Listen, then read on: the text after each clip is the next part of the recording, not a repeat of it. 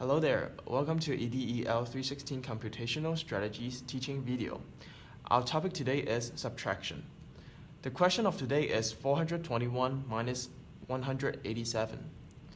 To begin with, we can do an estimation to find an approximate answer to this question.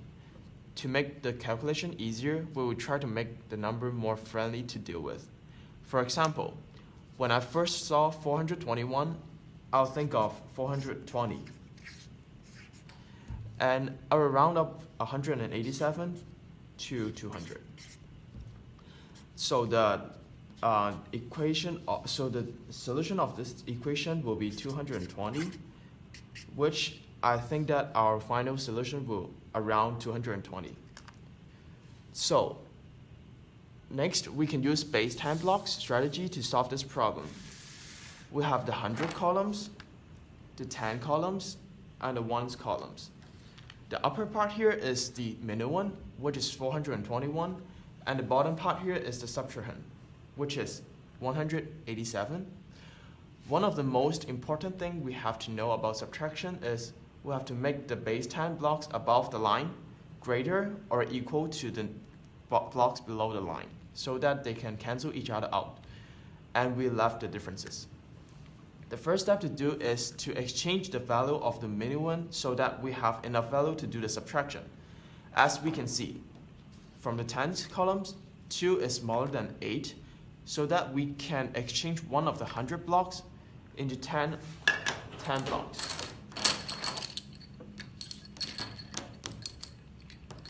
Same as the ones, we have only one unit above the line, and we have to exchange one 10 bar with 10 units.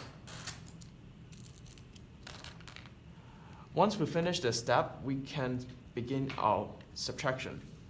For the 100 columns, I see that there is 100 below the line and 100 above the line, so that they can cancel each other out. For the tens columns, we have 8 below the line, so that I have to pick 8 more bars from the above the lines so that they can cancel each other out. 1, 2, 3, 4, 5, 6, 7, 8. Lastly, we know that our remaining here units is 7, so that we have to pick 7 units from above. 1, 2, 3, 4, 5, 6, 7. And there you go. This is our solution. 234 units.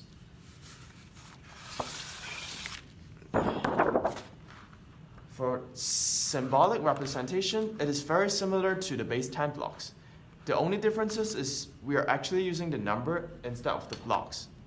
The first step we have to do is to make all the numbers above the line greater or equal to the number below the line.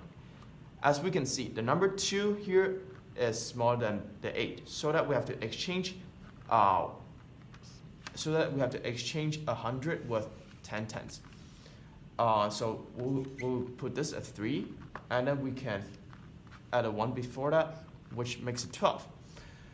On the other hand, we have only ones on the upper side over here, so we have to move one of the tens to the ones, which makes 11 here. And this will be cancelled, become 11. The last step to do is to do the subtraction with these numbers. So 3 minus 1, this will be 0. And this will be 2.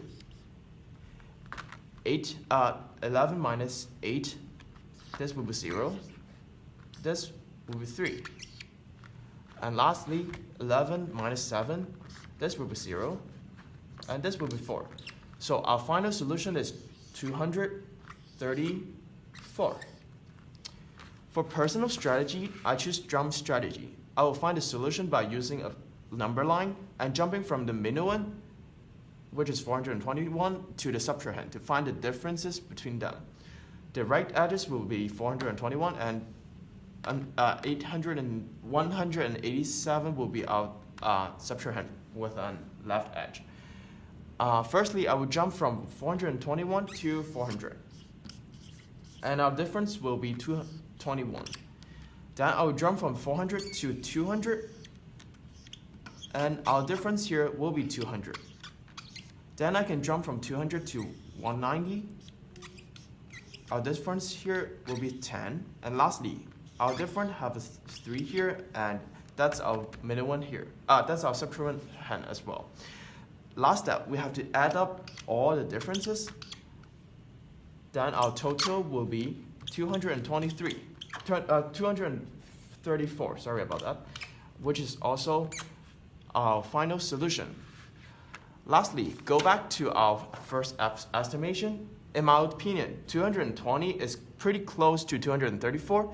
However, we can improve our estimation by rounding up the number to 421 to 425 instead of rounding down by 1. As both of the numbers 421 and 187 are rounding up, the differences between them will be smaller compared to the previous one. 425 minus 200, and the answer will be 225, which is a closer estimation compared to the last one I did. Thank you.